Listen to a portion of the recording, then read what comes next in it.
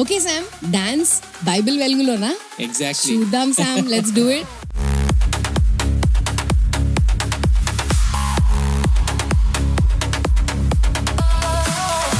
రోజు చాలా important thing నేను మీతో మాట్లాడాలనుకున్నా sir. Okay.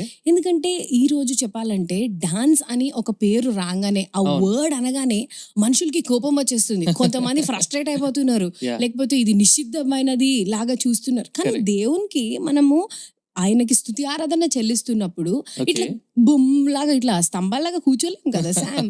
When we think of what God did for us in our life, we cannot but praise him correct. and praise him through dance. Exactly. So you tell me what is wrong about it. There's nothing wrong about it, but I want to ask you a question. నేనే Okay. ఒక ప్రశ్న అడగాలనుకుంటున్నాను. What is your basis for dancing in a church service? ఒక church service లో dance చేయడానికి ఏంటి basis అంటారు? మనందరికీ తెలిసిన వాక్యము, we know that old testament లో డేవిడ్ ఉన్నాడు. కరెక్ట్. ఆయన దేవుని మందసంని తీసుకొని వెళ్తా ఉంటాడు యెరూషలేములోకి. Okay.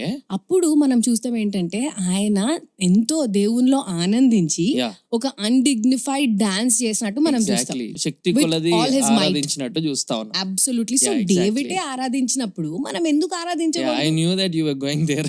Yeah, and we sing when the spirit of the Lord moves in my heart, I will dance like David exactly. dance. Okay. Bible రూపంతో dance అర్థం చేసుకునే సమయంలో ఒక విషయం మనం తెలుసుకోవాలి. ఏంటంటే dance is not inherently sinful. Dance అంటేనే పాపము అని ఎక్కడ కూడా బైబిల్ కండెమ్ చేసినట్టు చూడం. Okay. అండ్ మీరు చెప్పినట్టుగా చాలా references, you praise and dance అన్నట్టుగా వివరించబడినట్టు, Correct. దేవుని నాట్యం ద్వారా స్తుతించాలన్నట్టుగా వివరించబడినట్టు చూస్తా ఉన్నాం. There no doubt about. కానీ మనం దీన్ని ఒక బైబిల్ కోణం నుంచి స్పష్టంగా అర్థం చేసుకోవాల్సిన అవసరం ఉంది. తప్పకుండా Sam, I want to listen. Yeah. Exactly. So going back to way you started, David గురించి చెప్తున్న రీతిలో మనం ఆలోచన చేయాలంటే ఈ రోజు కొన్ని ప్రిన్సిపల్స్ మనం గుర్తుపెట్టుకుందాం. డేవిడ్ లైఫ్ ని మనం చూస్తున్నప్పుడు డేవిడ్ డాన్స్ చేస్తున్నాడు, కరెక్టే, అన్డిగ్నిఫైడ్ వేలో శక్తి కొలది దేవుని స్తుతిస్తున్నాడు. ఎస్. ఆ తర్వాత డేవిడ్ ఎఫోద్ కూడా ధరించుకున్నాడు, మందసం ముందు నాట్యం ఆడుతున్నాడు చూస్తాను. అవును. అంత మాత్రమే కాదు, దావీద్ చేసింది. గొలియాత్ ని కూడా రాళ్ళతో కొట్టి చంపినట్టు చూస్తా ఉన్నాం. అవును. గొలియాత్ తల కూడా నరికేసినట్టు చూస్తా ఉన్నాం. Yes. డేవిడ్ డాన్స్ చేసినాడు అని నేను డేవిడ్ డాన్స్ చేసిన దాన్ని బట్టి నేను ప్రాక్టీస్ చేయాలని తీసుకుంటే నేను కూడా నా శత్రువులను చంపాలా. నేను కూడా గొలియాత్ని రాళ్ళు తీసుకొని కొట్టినట్టు నా శత్రువులందరినీ రాళ్ళు తీసుకొని కొట్టే అవకాశం నాకు ఉంది. నేను కూడా డేవిడ్ డాన్స్ చేసినందుకు డాన్స్ చేస్తానంటే ఎఫోద్ కూడా నేను ధరించుకోవాలి. నేను మందసంని నేను కూడా తెచ్చుకొని మందసం ముందు నేను నాట్యం వేయాల్సిన అవసరం ఉంది. మరి ఎందుకు ఇవన్నీ చేయట్లేదు? You put me in a fix. This is called as a narrative. Okay. Bible గ్రంథంలో గ్రంథాలు రాయబడిన శైలి ఒకటి ఉంది. Correct. సో గ్రంథ శైలి అంటాం, ఇట్స్ అ లిటరరీ ఫార్మ్ అంటాం. So this is the literary principle that we are seeing. So గ్రంథ శైలి అది ఏంటి అంటే వర్ణన. వర్ణన అంటే narrative is something that says what has happened in the past. Okay. గతంలో ఏం జరిగిందో దాని గురించి వివరిస్తుంది, కానీ నిన్ను అది చేయమని ఎక్కడ కూడా కమాండ్ చేస్తున్నట్టు చూడం. Okay. సో నరేటివ్ లో ఒకటి గుర్తుపెట్టుకోవాలంటే ప్రిన్సిపల్ తీసుకోవచ్చు, అటువంటి హృదయం మనం తీసుకోవచ్చు, కానీ ఆ మూమెంటరీ యాక్షన్ ని నేను అడాప్ట్ చేసుకుంటా అంటే మాత్రం మిగతావన్నీ కూడా చేయాల్సిన అవసరం ఉంటుంది. Narrative is never normative. Yeah, అంత మాత్రమే కాదు, ఇంకొక మాట కూడా మనం చూద్దాం. Can you read Psalm 149 verse 3 for me? Sure, Sam. Psalm 149:3. Yeah. Let them praise his name with the dance. Okay. Yeah. So దేవుణ్ణి నాట్యం ద్వారా స్తుతించాలని ఇక్కడ కమాండ్ చేయబడినట్టు Clear cut చూస్తాం. ఉంది కదా, Sam. Exactly, clear Yeah. కట్టుకుంది. Okay. అయితే అంత క్లియర్ కట్టుగా ఉంది కదా, ఇంకొకరిని వర్సెస్ చేద్దాం. కింద 5 నుంచి చదువుతారు ఒకసారి. Okay.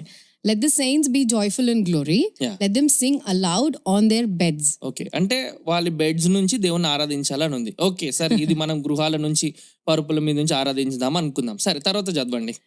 Let the high praises of God be in their mouth okay, and a two-edged sword in their hand.